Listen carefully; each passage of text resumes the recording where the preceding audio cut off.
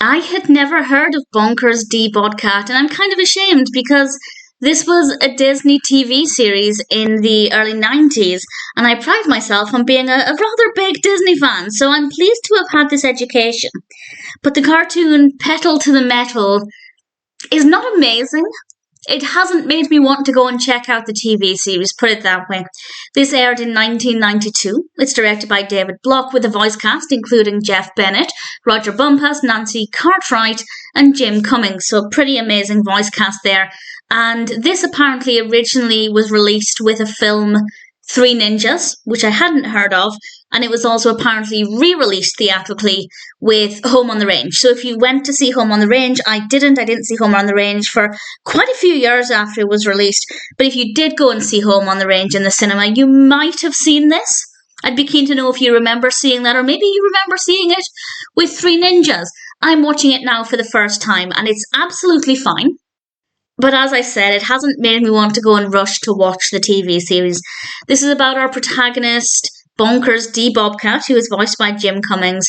And he's a very likeable protagonist. He has to deliver some flowers in about 5 minutes, and he is basically on his last chance with his job. If he doesn't deliver these in time, he's going to lose his job. So he obviously desperately wants to deliver these, but he's also very enamored of the girl to whom he is delivering these flowers, so that's another motivation for him to get there in time, and it's all about him racing across the city to get these delivered and the various obstacles that he encounters. And because the whole cartoon is about 7 or 8 minutes, I don't want to give away too much more of the specifics because I do recommend it. I recommend this, but as I said, not enough for me to suddenly decide I have to watch more Bonkers D. Bobcat. Maybe one day. I think the main reason I didn't completely love this is I'm not a tremendous fan of the animation style. I didn't hate it. There's nothing about this that I didn't like, but certainly I didn't find it appealing. I can't put my finger on why exactly. It's not quite garish, but it kind of is bordering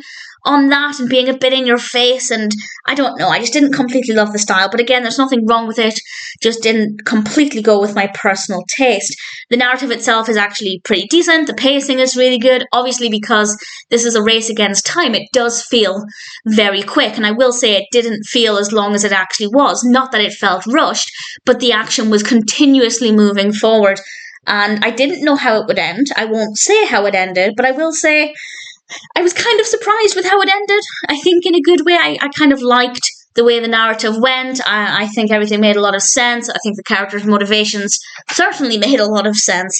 And there are several other characters that we meet along the way. We also have some great sound effects. One of my favourites is when, this is something I really did enjoy, when there are a bunch of characters getting off a vehicle or coming out of, I think, an elevator or a building at some point, and they're all kind of bustling together. We have just this sound effect of murmuring or chattering, and it's brief, but it's really effective, and I rather enjoyed that. So there are definitely some really good things about Petal to the Metal. While I didn't completely love every second of it, I didn't mind watching it once. I'm pleased to now have this education. I'm pleased to now know more, or even anything, about Bonkers D. Bobcat. I am surprised I've never heard of this character. Maybe I will explore more at some point. But for now, if you're new to the character like I was, then I recommend Petal to the Metal. I thought it was pretty decent. Probably wouldn't watch it again, but I'm still happy to recommend it.